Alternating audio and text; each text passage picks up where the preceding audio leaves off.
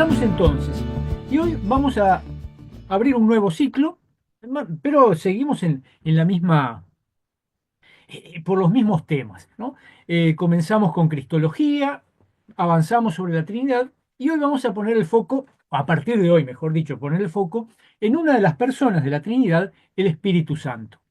Y el primer paso que vamos a dar es hacer una miradita de, del espíritu en los textos bíblicos. Primero, no va a ser una mirada exhaustiva, claro, pero vamos a tomar algunos textos bíblicos y ver qué, qué- qué huellas encontramos del Espíritu Santo en esos textos. Así que vamos a empezar con el Antiguo Testamento, vamos a ir desde el principio para adelante. Así que el primer, y todos van a ver que son textos que los conocen, que los han leído, algunos son textos inclusive que se leen en la liturgia, no me pregunten de qué año, si es el ciclo A, B o C, pero también son textos que se leen en la liturgia. El primero que vamos a arrancar es Números, el libro de los Números, capítulo 11. ¿No? Si alguno tiene buena memoria, ya está pensando en lo que es, ¿no? Es un texto interesante, Números 11, y vamos, si alguien tiene la amabilidad y quiere, leer el texto de 11, versículos 16 y 17, y luego saltar, ¿no? Porque en realidad el 16 y 17 son unas instrucciones que da el Señor, y el cumplimiento de esas instrucciones son los versículos 24 al 30. El cumplimiento y lo que sucede, ¿no? Ahí está la anécdota central de este texto. Números 11.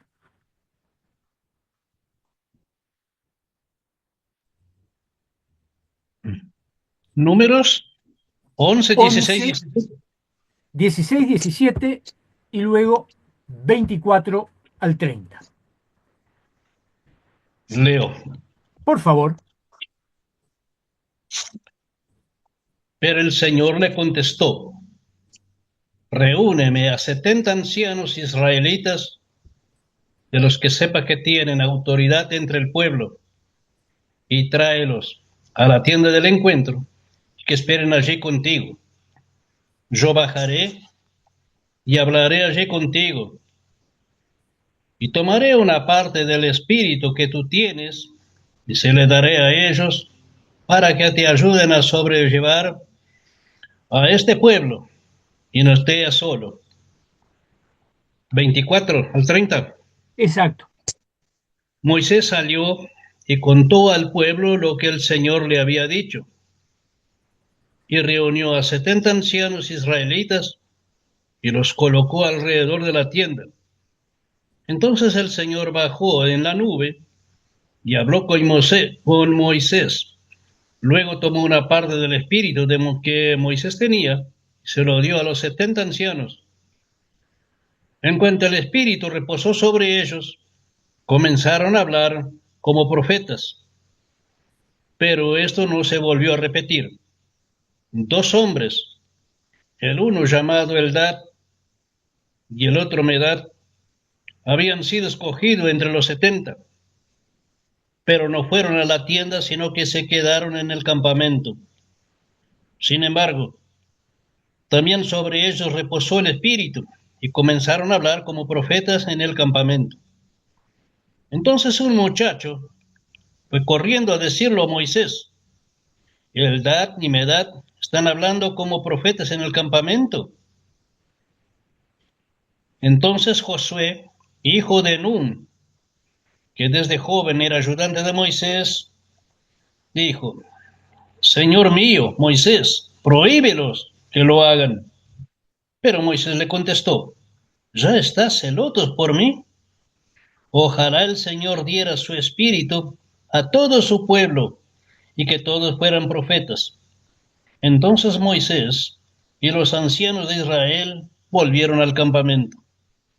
Muchas gracias. Bueno, el texto, sí, lo conocen, ¿verdad? Es el de esta historia de Eldad y Medad, que pese a no haber estado en donde debían estar porque eran parte del grupete, igual reciben este espíritu. Pero vamos a ver un poquito del contexto de este texto.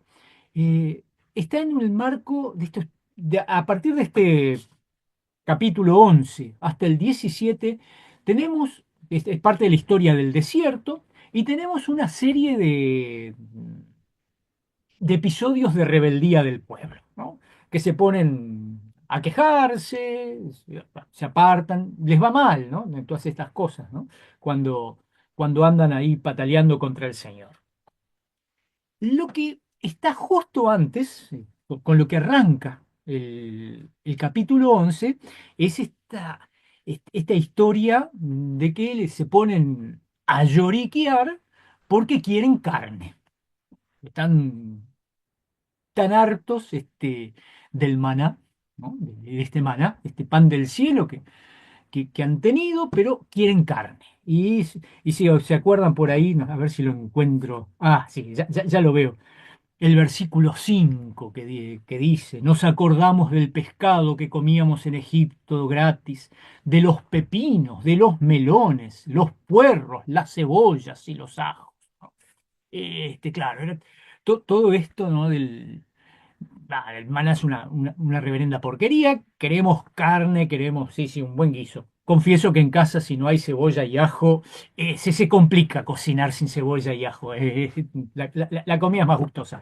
En eso les doy la razón. Pero se habían puesto a lloriquear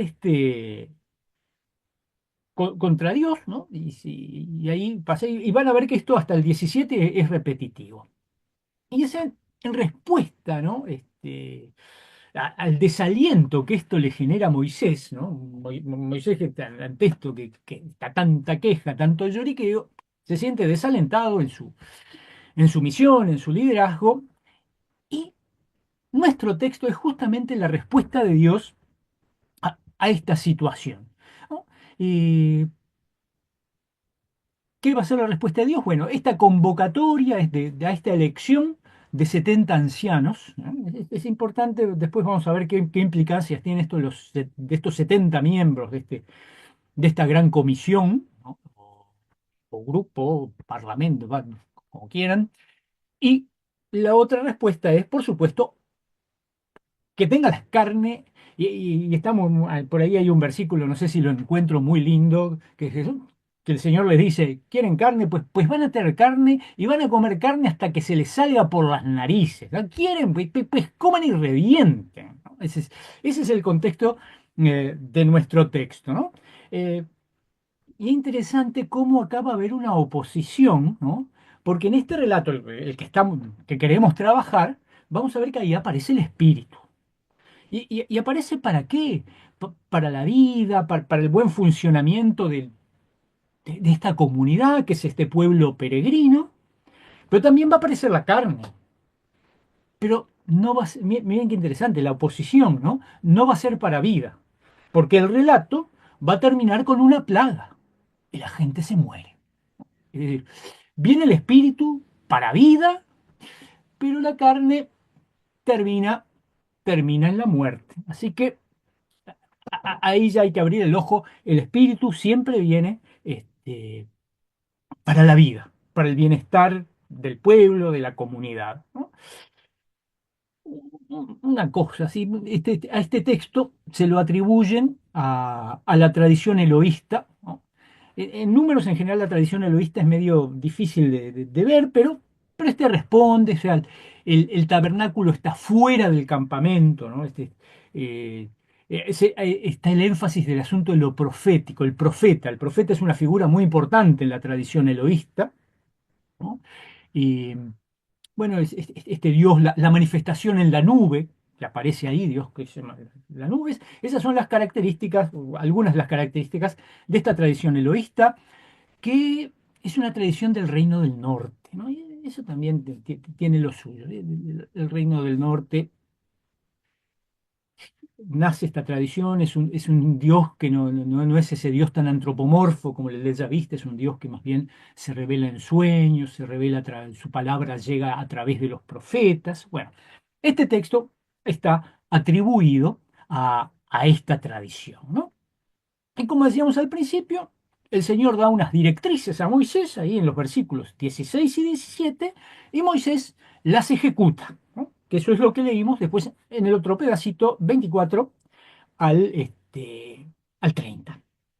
Y todo podría haber parecido, el Señor, una cosa tranquila, el Señor da una orden, Moisés la hace, todos felices, pero pasa algo inesperado. Hay un resultado inesperado, ¿no? Se reúnen, el Señor toma del espíritu de Moisés y lo reparten, esto también es interesante, pero ahí sucede lo inesperado. Viene un gurí ahí corriendo, ahí diciendo, estos dos que se quedaron en el campamento también reciben el espíritu. Y sí, cuando el espíritu entra en el juego, siempre pasan cosas inesperadas, fíjense, ¿no? Fíjense, el espíritu actúa y lo que uno no espera, y bueno, sucede ahí. Y entonces se introduce esta, este asunto del dad y medad, y bueno, y después todo este asunto que lo vamos a mirar después, de la reacción de Josué y la respuesta, que es muy importante,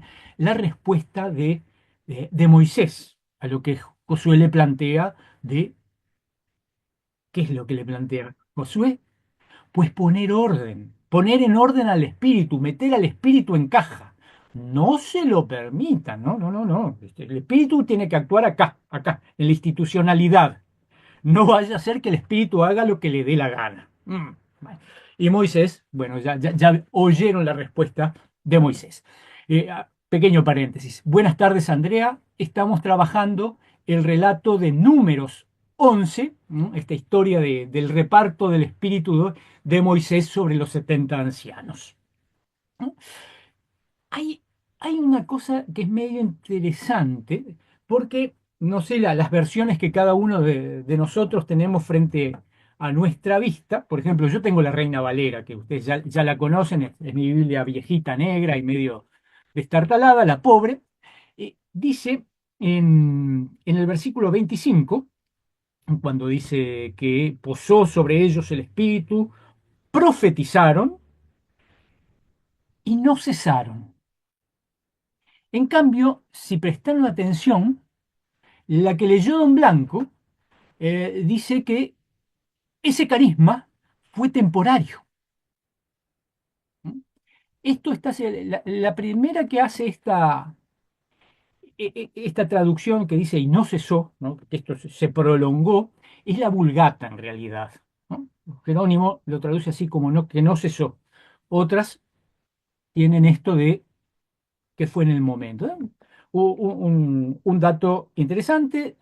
Pero no importa que si este carisma fue un carisma duradero en el tiempo o fue puntual, lo que sí es importante en esto, que este carisma es signo de la elección de Dios, ¿no? Que el poder del Espíritu actúa y eso se manifiesta en que estos, veremos si son 68 porque faltaban dos de los convocados, o eran 70, vaya uno saber con los números, que estos ancianos, estos hombres de buena reputación, han recibido el Espíritu, entonces profetizan. La manifestación del Espíritu es que estos pueden profetizar, ¿no? En el texto, ¿no? Una curiosidad, Moisés no profetiza. Acá Moisés no funciona como profeta. Acá en este texto Moisés se limita a ser el interlocutor de Dios. Moisés habla con Dios. Pero esto de los ancianos que acompañan, ¿no? No solo está aquí, tenemos otros textos, ¿no? También, si alguien quiere buscar, por ejemplo, Éxodo 17:5, si quiere leerlo, u otros más, eh, para ver que esto de tener un grupo de ancianos que asista, y quizás un texto más interesante es el Éxodo 24, si alguien busca Éxodo 24.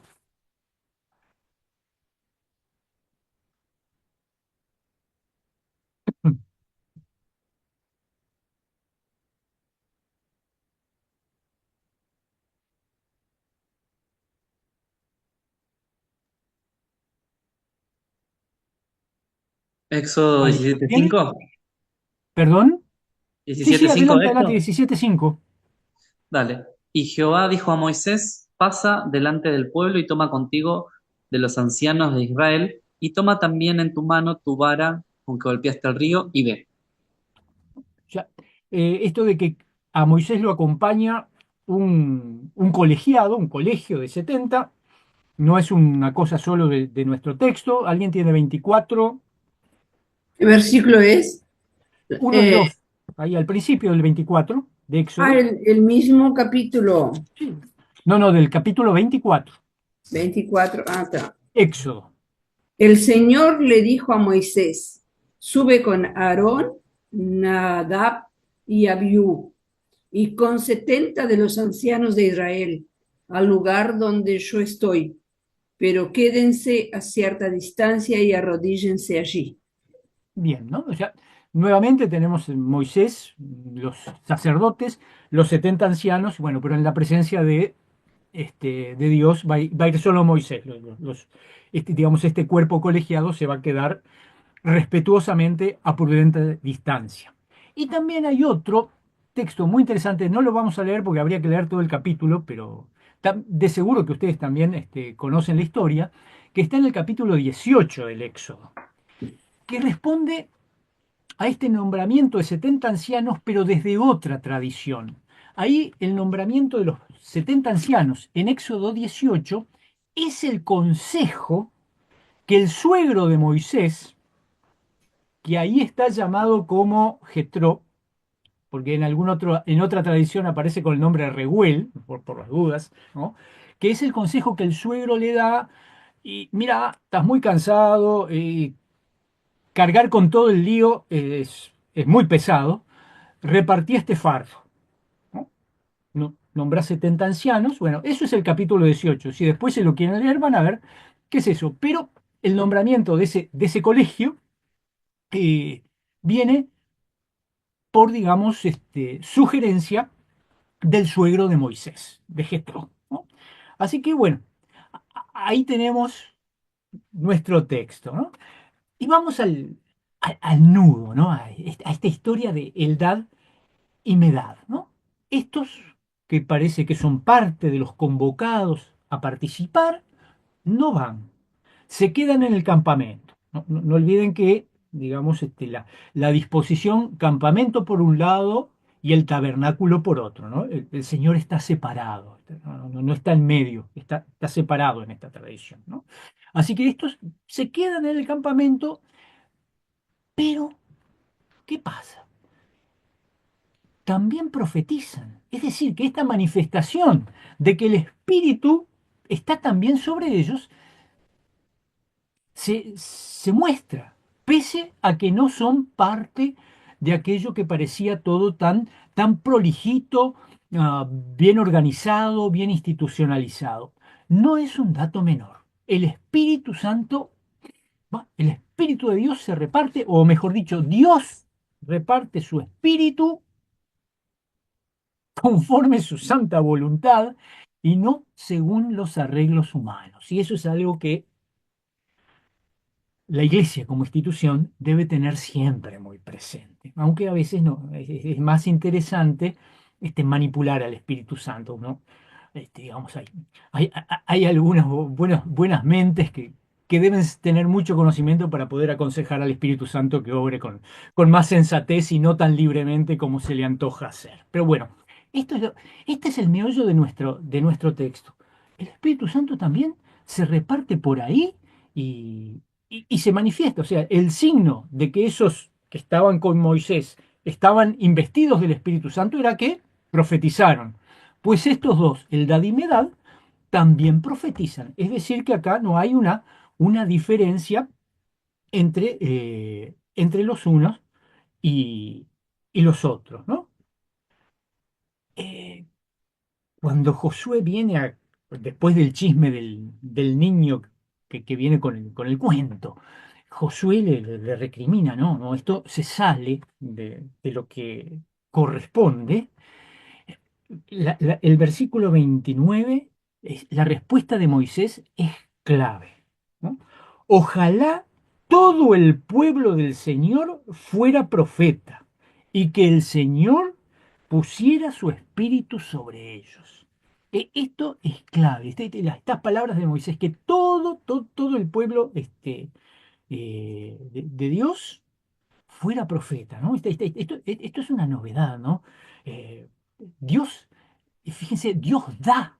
O sea, no es que Dios anda repartiendo ahí a migajas, ¿no? Dios, Dios da, Dios da. Que es justamente, quizás algunos piensan que esta parte del texto sea más nuevita, porque va en contra de lo que es la tradición de Israel, que el espíritu está vinculado solo al liderazgo. Eh, Vaya a saber la época, ¿no? En algún momento, bueno, en este caso sobre Moisés estaba, sobre los jueces, sobre los reyes, sobre los profetas, sobre los sacerdotes, pero no sobre el pueblo. El espíritu se vinculaba con el liderazgo. Acá lo que plantea Moisés es que el espíritu sobre todo, ¿no? Y esto no es único, hay que reconocerlo, no es único que en el Antiguo Testamento. Tienen un texto muy conocido, es una de las posibles lecturas para el día de Pentecostés, Joel capítulo 3. En ese día, el Espíritu, bueno, ahí se va a desparramar sobre todos, y bueno, uno de los signos de que ese Espíritu está desparramado sobre el pueblo es que unos profetizarán, otros tendrán visiones, ¿no? Así que irrumpe una novedad. Dios da su espíritu y, bueno, Moisés lo verbaliza, que ojalá sea sobre eh, todos, todo el pueblo, ¿no? No solamente como era la concepción de Israel sobre su liderazgo, ¿no? Después, si continuamos mirando un poquito, el capítulo 12 va a retomar un poquito el tema de Moisés, profeta, y acá la murmuración viene por parte de los hermanos, ¿no? Aarón y María, que ahí se andan quejándose, ¿no? Y bueno, Moisés, si ustedes lo leen, es más allá de un profeta solamente, ¿no? Por ahí el versículo 7 8 no así mi siervo Moisés, después de que rezonga a Aarón y a María, ¿no? No así mi siervo Moisés, que es fiel en toda mi casa, cara a cara hablaré con él y claramente y no por figuras, y verá la apariencia de Jehová. O sea, de Moisés que tiene esta mirada más cercana, ¿no? Y esto del reparto del espíritu, que es nuestro centro, lo encontramos solamente en otro lugar, acá en el Antiguo Testamento. A ver si alguno se acuerda de dónde hay otro reparto del espíritu. Es entre menos gente, es entre mucha menos gente. Eh, es el caso de Elías y Eliseo, ¿no? El espíritu de Elías para Eliseo. Sería nuevamente el otro lugar donde se traslada este espíritu de uno a otro. Y una cosa es interesante, que al principio les dije, no lo dije porque sí, por mera, sí, por adornar más la cosa, que este texto es muy atribuido a la tradición eloísta, ¿no? Que la tradición eloísta viene del Reino del Norte. El ciclo Elías-Eliseo también es del Reino del Norte, donde justamente la figura importante, al contrario del Reino del Sur, donde la figura importante, relevante, es el rey de la dinastía davídica, por supuesto. En el norte, que no tiene la dinastía davídica, el personaje central en lo que estructura la fe del pueblo es el profeta, ¿no? Entonces, volvemos a tener esto mismo, un espíritu que se, se- se da de uno a otro, ¿no? Y acá quería compartir con ustedes un versiculito que tiene que ver con ir una mirada más adelante, con una promesa. que está en Deuteronomio 18:18, ¿no? Profeta les levantaré de en medio de sus hermanos como tú. Pondré mis palabras en su boca y él hablará todo lo que yo mandare, ¿no? Esta es la promesa de Dios, que va a volver a levantar un profeta. Vean la importancia del profeta en esta tradición, un profeta como tú, ¿no? Que después la tradición cristiana lo releemos. Ese profeta como tú es el Señor, ¿no? Que hablaré cara a cara con él, ¿no? Entonces, otro dato importante que surge de esto es que este espíritu se puede repartir, no es una cosa monolítica, se reparte generosamente. Y no es que, bueno, a cada uno le toca una parte alícuota del espíritu y por lo tanto tiene un pedacito. No, todos profetizan por igual. Es decir, que todos tienen el todo pese, pese al reparto, ¿no? O sea, esto también es un dato importante. No es que es un pedacito, una participación en el espíritu. Es la plenitud del espíritu también. Los 70 tienen la plenitud del espíritu porque todos profetizan por igual, no tienen una porción, ¿no? Interesante esto que se reparte, pero igual repartido sigue siendo pleno, ¿no? Vean qué dato interesante. Bueno, ¿cómo ha funcionado este relato para cerrar un poquito esta primera mirada de este espíritu que sorprende por un lado, porque hace lo inesperado, que se manifiesta fuera de los marcos que los seres humanos ponen, que este espíritu que es totalmente libre, que se reparte sin merma, ¿no? Que se reparte que es reparto pero es plenitud, ¿no? ¿Cómo ha operado en la tradición este relato? En la tradición judía, bueno, esto es lo que ha dado, esto de los 70 es lo que ha dado, bueno, en Esdras, esa gran asamblea que convoca Esdras, y después más adelante tenemos la institución del Sanedrín, ¿no? 70 ancianos reunidos en torno al sumo sacerdote para, bueno, diligenciar los asuntos del pueblo. Lo que es interesante es la, la relectura cristiana en la patrística. Eh, ¿Cómo se relee esto de los 70? Bueno, hay una relectura que Hilario de Roma, un personaje curioso, Hilario de Roma del siglo III, ¿no? Fue un antipapa, pero fue canonizado igual, ¿no? Eh, es interesante eso, pero bueno, anécdota. Eh, Esto lo ven como imagen del obispo con el colegio de presbíteros. ¿Mm?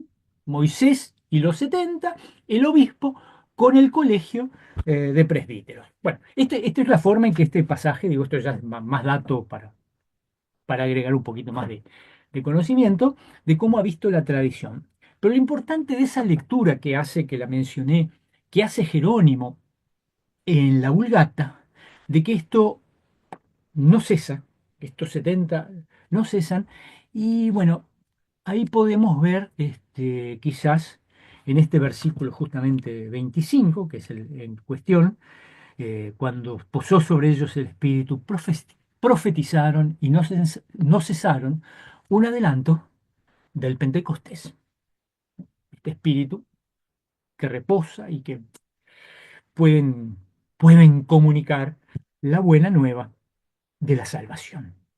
Así que bueno, estas son las cositas que sacamos sobre el espíritu de este texto de la Torá. Vamos a pasar a otro texto bueno, está vinculado con este porque ya lo mencioné, que es justamente el texto del ciclo Elías-Eliseo. Es más, es el texto bisagra entre entre Elías, perdón, y Eliseo, ¿no? Que es Segunda Reyes 2, Segunda Reyes capítulo 2, y vamos a leer los versículos del 1 al 16.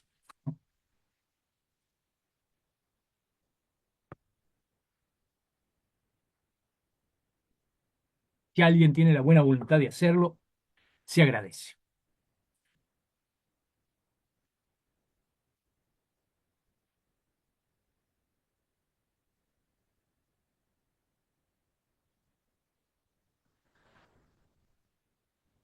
Perdón, por supuesto, si hay preguntas sobre el texto de Números o cuando surja una pregunta, no duden en hacerla, ¿eh? Si no, vamos con Segunda Reyes, Del 1 al 16. del 1 al 16. Cuando llegó el momento en que el Señor iba a llevarse a Elías al cielo en un torbellino, Elías y Eliseo salieron de Gilgal. Y Elías le dijo a Eliseo: quédate aquí, porque el Señor me ha enviado a Betel. Pero Eliseo le contestó: juro por el Señor y por ti mismo, que no voy a dejarte solo. Entonces fueron juntos hasta Betel. Pero los profetas que vivían en Betel salieron al encuentro de Eliseo y le dijeron: ¿sabes que el Señor va a quitarte hoy a tu maestro? Sí, ya lo sé, contestó Eliseo, pero ustedes no digan nada. Después, Después Elías le dijo a Eliseo: quédate aquí, porque el Señor me ha enviado a Jericó. Pero Eliseo le contestó: juro por el Señor y por ti mismo que no te voy a dejar solo. Entonces fueron juntos hasta Jericó. Pero los profetas que vivían en Jericó salieron al encuentro de Eliseo y le dijeron: ¿sabes que el Señor va a quitarte hoy a tu maestro? Sí, ya lo sé, respondió Eliseo, pero ustedes no digan nada. Luego le dijo Elías: quédate aquí, porque el Señor me ha enviado al Jordán. Pero Eliseo le contestó: te juro por el Señor y por ti mismo que no voy a dejarte solo. Entonces fueron los dos. Pero 50 profetas llegaron y se detuvieron a cierta distancia frente a ellos. Elías y Eliseo, por su parte, se detuvieron a la orilla del río Jordán. Entonces Elías tomó su capa, la enrolló y golpeó el agua, y el agua se hizo a uno y otro lado, y los dos cruzaron el río como por terreno seco. En cuanto cruzaron, dijo Elías a Eliseo: dime qué quieres que haga por ti antes que sea yo separado de tu lado. Eliseo respondió: quiero recibir una doble porción de tu espíritu.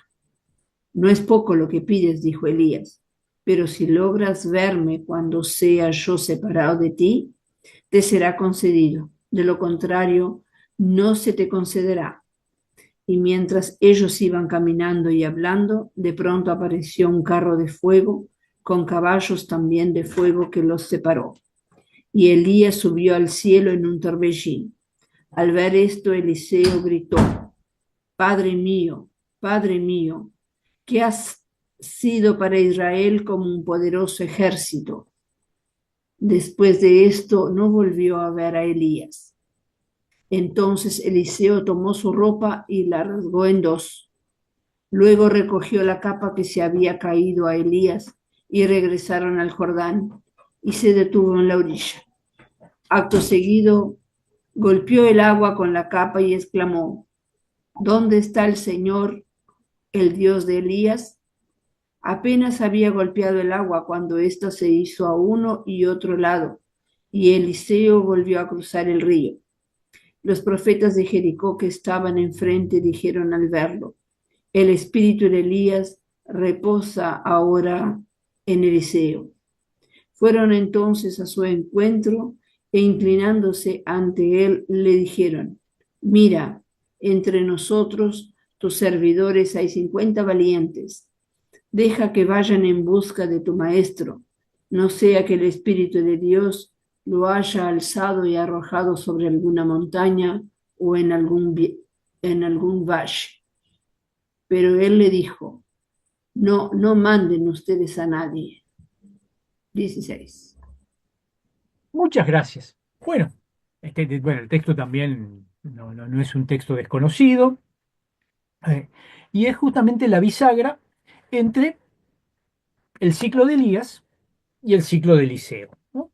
El ciclo de Elías arranca desde el capítulo 19, 17 de Primera Reyes, y tiene una interrupción ahí a mitad del capítulo 19, y luego se retoma en el capítulo 1 de Segunda Reyes, y bueno, sigue justamente hasta acá, ¿no? Y acá termina el ciclo de Elías y comienza el ciclo de Eliseo que, bueno, se va a desarrollar por los capítulos, los capítulos siguientes, ¿no?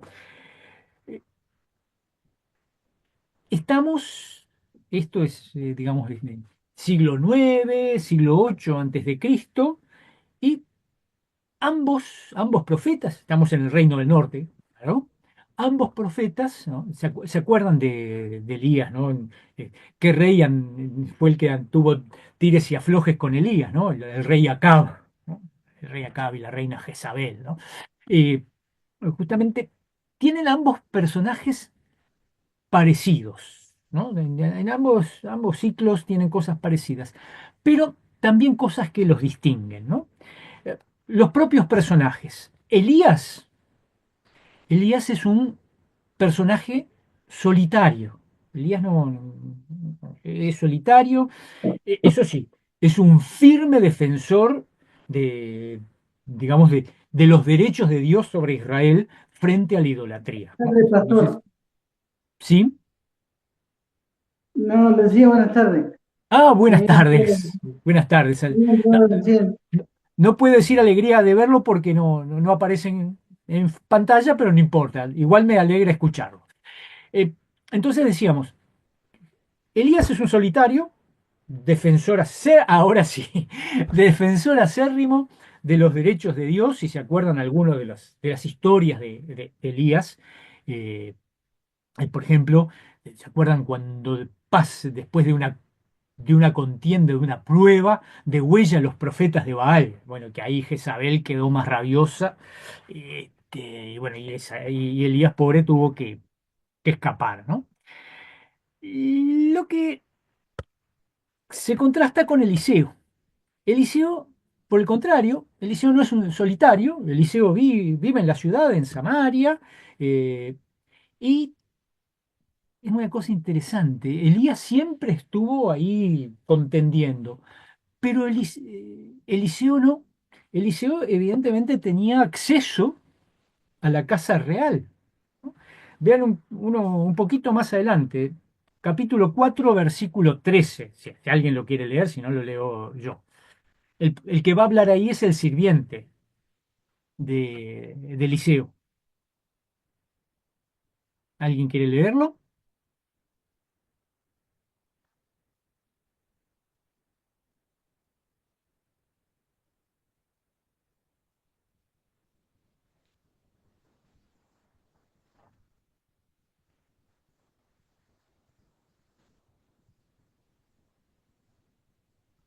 Eliseo dijo entonces a Gehazi: dile, ¿realmente tú le has desvivido por nosotros?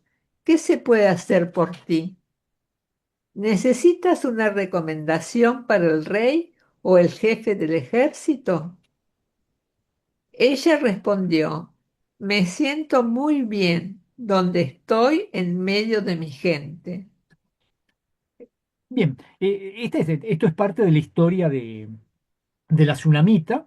Lo interesante es que, bueno, Eliseo le manda a su sirviente, que es así, que le ofrezca, ¿no? Si él quiere bueno, le haga una recomendación, ¿no?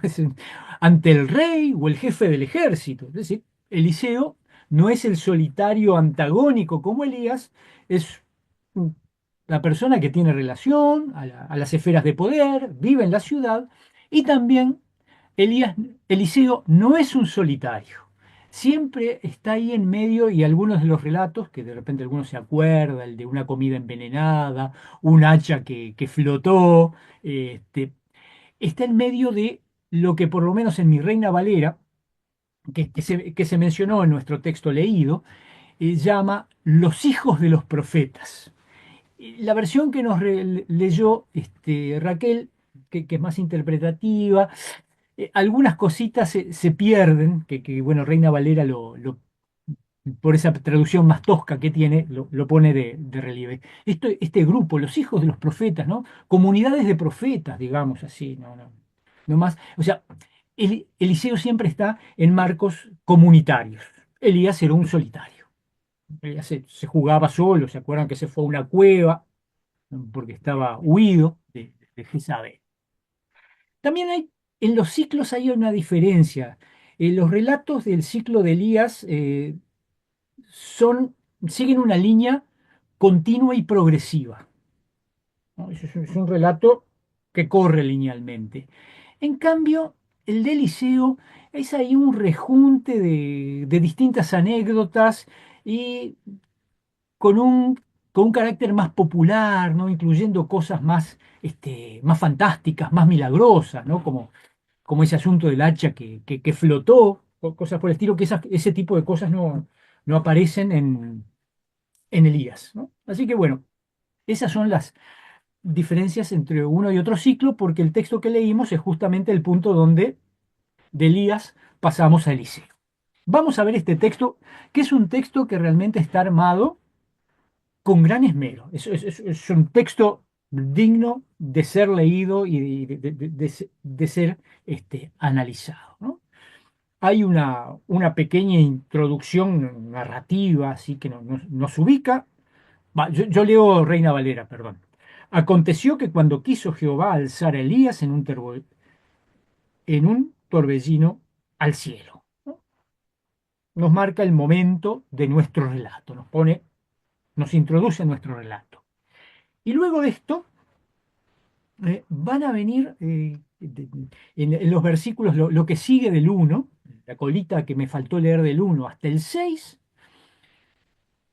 tres, tres pequeñas, tres pequeños bloquecitos con una estructura muy parecida, pero que va cambiando el escenario y van a ver, ¿no? Este, es, en los tres tenemos Elías eh, anda caminando con Eliseo, ¿no? Elías le pide que bueno, quédate, que yo tengo que seguir. Eliseo que se niega, ¿no? Los tres pasa lo mismo, ¿no? La primera es, Elías venía con Eliseo de Gilgal y dijo Elías a Eliseo, quédate ahora aquí, porque Jehová me ha enviado a Betel. Y Eliseo dijo, vive Jehová y vive tu alma, que no te dejaré. Entonces se fueron juntos a Betel. La siguiente que tiene los mismos elementos, va a aparecer uno nuevo, que aparece en la tercera también. Es, y saliendo a Eliseo, acá aparecen los hijos de los profetas, saliendo a Eliseo los hijos de los profetas que estaban en Betel, le dijeron, ¿sabes que Jehová te quitará hoy a tu señor de sobre ti? Y él dijo, sí, ya lo sé, callad. Y de vuelta se repite lo mismo. Elías le volvió a decir, Eliseo, quédate aquí, porque Jehová me ha enviado a Jericó. Y él dijo, vive Jehová y vive tu alma, que no te dejaré. Vinieron pues a Jericó. Y el tercer bloquecito, que sigue la misma estructura, de vuelta con los hijos de los profetas. Y se acercaron a Eliseo los hijos de los profetas que estaban en Jericó y le dijeron, ¿sabes que Jehová te quitará hoy a tu señor de sobre ti? Él respondió, sí, ya lo sé, callad, ¿no? Y Elías le dijo, te ruego que te quedes aquí porque Jehová me ha enviado al Jordán. Y él dijo, vive Jehová y vive tu alma, que no te dejaré. Fueron pues ambos, ¿no? Así que vieron cómo después de esta introducción, estos tres bloquecitos repetitivos, pero que de alguna manera va progresando para llevarnos a la parte central de nuestro relato. Es interesante cómo en la segunda y la tercera aparece la comunidad de los profetas y en ambos casos el mandato de esto no hablemos, de esto no se habla, ¿no? Y la tensión va escalando y también en la medida que también se va pidiendo silencio. Y ahora esto nos preparó para la escena central del relato, que son los versículos del 7 al 14, y que ocurre junto al Jordán. De Gilgal se han desplazado por Betel, Jericó y Jordán, ¿no? La primera parte, ¿no? Es un diálogo de Elías con Eliseo, ¿no? Dos versículos eh, después de la introducción de que los 50 de estos del grupo de los profetas, están ahí como espectadores, ¿no? Y aparece en el versículo 8 un gesto que va a ser Elías, que hay que tomar nota del gesto, que es esto del golpear con el manto el agua y pueden cruzar el vado del Jordán tranquilamente, ¿no? Pasaron Elías y Eliseo en seco al otro lado, y este grupo de los profetas queda ahí del otro lado como espectador. Luego viene este diálogo, ¿no? Versículos 9 y 10, que es el que en donde Elías le dice, bueno, ¿qué querés? ¿No? ¿Qué querés? Y la respuesta es el asunto de la doble porción de tu espíritu. Y bueno, la respuesta es, bueno, si me ves cuando me voy, sí, y si no, no. Versículo 11, que ese sí, es el centro del relato, que es el arrebatamiento de Elías, ¿no? Y aconteció que yendo ellos y hablando, he aquí un carro de fuego con caballos de fuego apartó a los dos, y Elías subió al cielo en un torbellino. ¿No?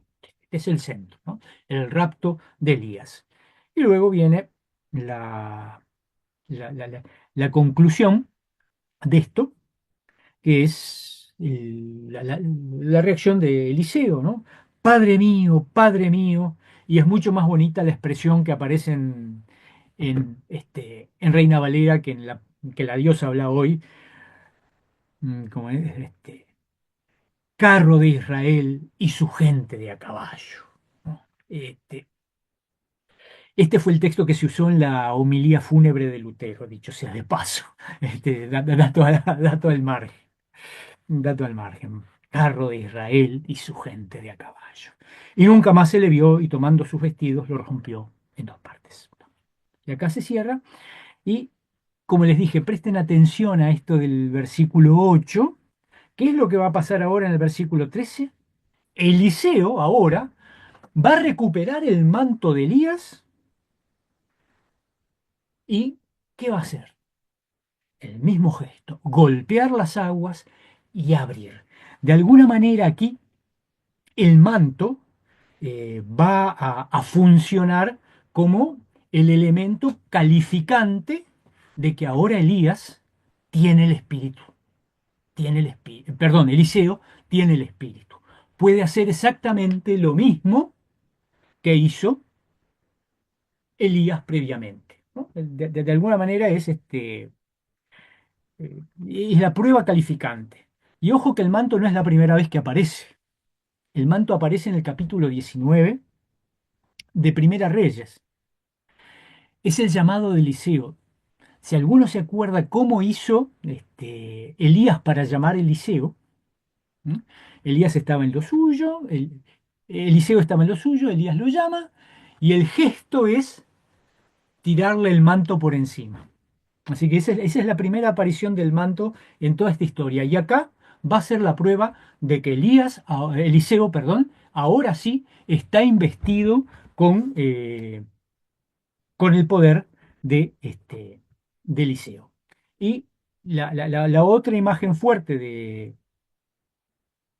nuestro texto es justamente esa imagen del fuego divino, del carro, de los caballos y dice torbellino, ¿no? Pero tormenta. Y esto es importante, un fenómeno atmosférico, digamos, eh, que de alguna manera se muestran como la fuerza, como el poder de Dios en toda esta historia, ¿no?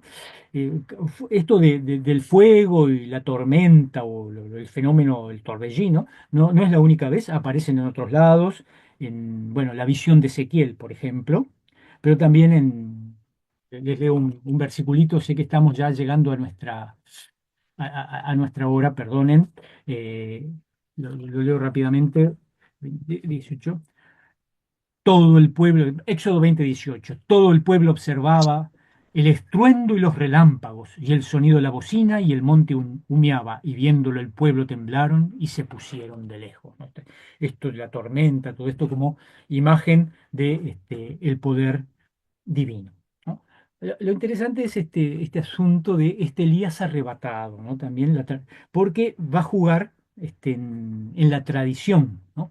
Este Elías que no ha conocido la muerte, al igual que algún otro personaje, como Enoc, por ejemplo, y que de alguna manera se va a constituir en un precursor del Mesías, tal cual lo encontramos al final de Malaquías. Si se acuerdan cuando leímos Malaquías, hace tiempo ya, ¿no? Y aquí yo os envío el profeta Elías, antes que venga el día de Jehová, grande y terrible. Él hará volver el corazón de los padres hacia los hijos y el corazón de los hijos hacia los padres, no sea que yo venga e hiera la tierra con maldición, ¿no? Y de hecho, bueno, acuérdense los relatos del Evangelio, cuando, ¿quién soy? ¿Quién dice la gente que soy? Elías, ¿no? Debe ser Elías, ¿no? Porque es el precursor, el que viene, ¿no? U otro de los profetas, claro, dicen, ¿no? Y lo mismo la figura del Bautista, tan calcadita de la figura de ese mismo, con las mismas características, un solitario, austero, vestido, o sea, que van al mismo sastre, ¿no? Que se visten de pelo de camello, ¿no? Y esa frugalidad en su comida, ¿no? No sé, ¿se animan a quedarse un par de minutitos más? No sé si es abuso. Bueno, si no es abuso, bueno. Lo importante en este texto que, cerré la Biblia perdón, voy a volver a tenerlo enfrente mío, acá está el segundo libro de Reyes, es que la palabra espíritu aparece en nuestro texto 3 veces. ¿No? Aparece poquito, pero es interesante. En el versículo 16, vinculado con Dios, ¿no? Dice el 16, lo ha levantado el Espíritu de Jehová. Y las otras dos menciones está vinculado con seres humanos, con personas, ¿no? En el versículo 9, ¿no? Cuando le dice, te pido una doble porción de tu espíritu.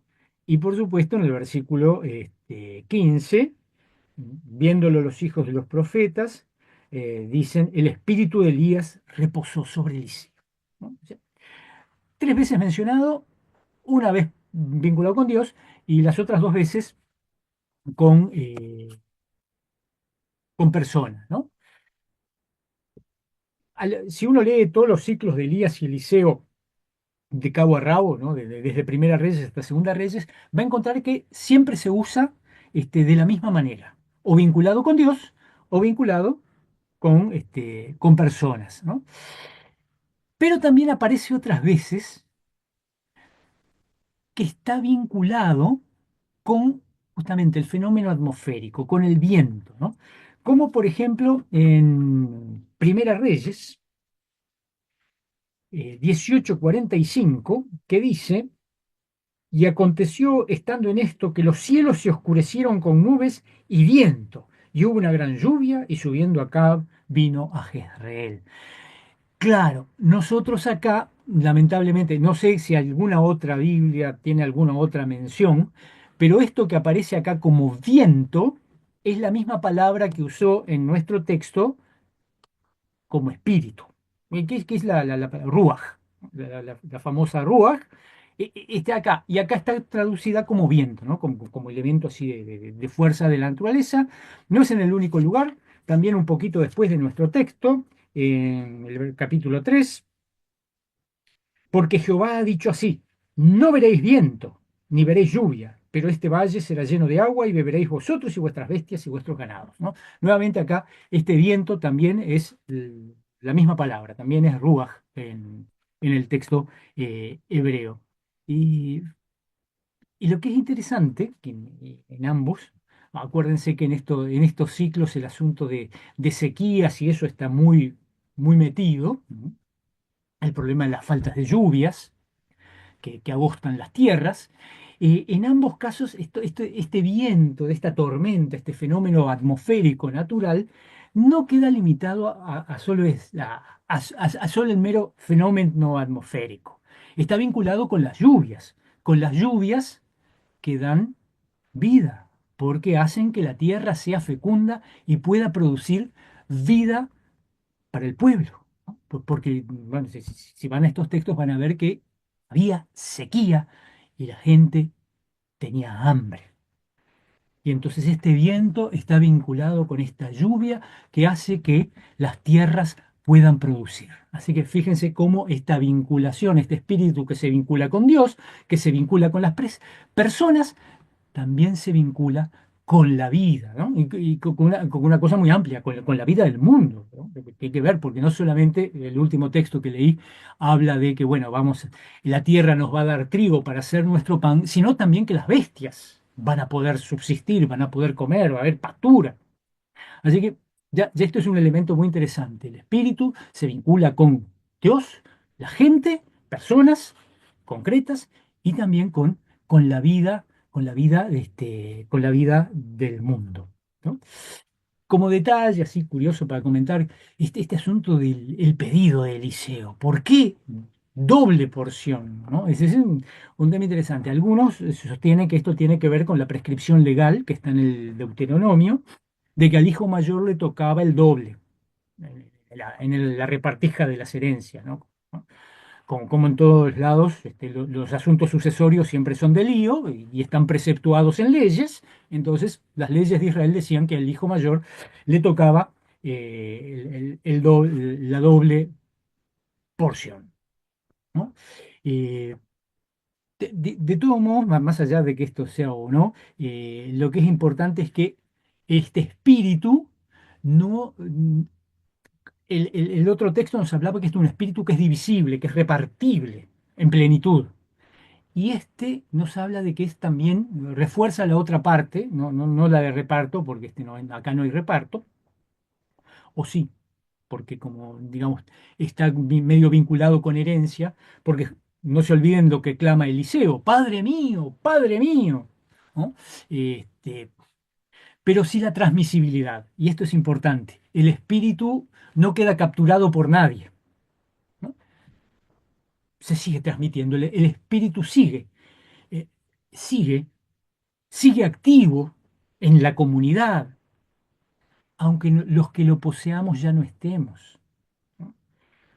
Dios nos ha ungido a todos con su espíritu, ¿no? Todos los creyentes, todos los bautizados, hemos sido ungidos con el espíritu. Y algún día vamos a dejar de estar aquí, pero no por eso va a dejar de estar el espíritu. Esto es muy importante.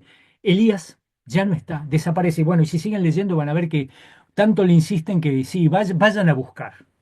Y después vuelven diciendo, no, no lo encontramos, no está más, no está más. Elías no está más, pero el espíritu sigue estando. Y está ahí presente, actuando en otro, en Eliseo. Y esto es importante. El espíritu no queda atrapado en ninguno. Por muy ricamente ungido con dones por el Espíritu que seamos, cuando ya no estemos, el Espíritu va a seguir actuando, ¿no? Este es otro tema sumamente importante, ¿no? Eh, y claro, ahora Eliseo está consagrado también de alguna manera, y el manto es el que nos da la sensación de que sí, tiene el mismo poder que Elías, eh, como profeta. Hay un detallecito, dice que Eliseo, perdón, Eliseas vio, ¿no? Eliseo ahora es un vidente, es un profeta, ¿no? Eh, en fin, eh, como conclusión de esto, bueno, el espíritu es algo que está en relación con las personas, con el mundo, mm, que es dinámico, que se mueve, que es como el viento, justamente, ahí queda, como el viento que se mueve y bueno, acuérdense de la charlita de Jesús con Nicodemo, con este asunto del viento que sopla por donde quiere, ¿no? Y que en el ser humano es nuestra vitalidad, ¿no?